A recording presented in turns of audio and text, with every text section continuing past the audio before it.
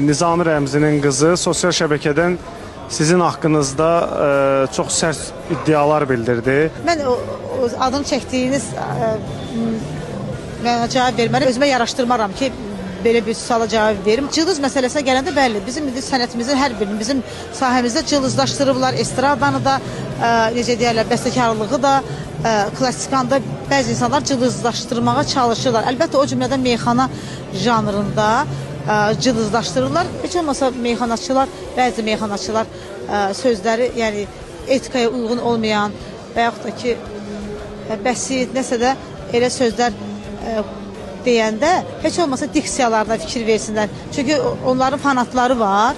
Onlar əgər C-yə C deyirlər, Ç-yə C deyirlərsə, onların fanatları onlar kimi danışır. Trend mənim üçün yoxdur, amma brend var. Brend Eza Seyçahan qarşınızdadır yəni. Baxın da Eza Seyçahan brendi və bizim brend sənətkarlarımız var. Yəni mən trend mənim üçün çox cılız bir addır.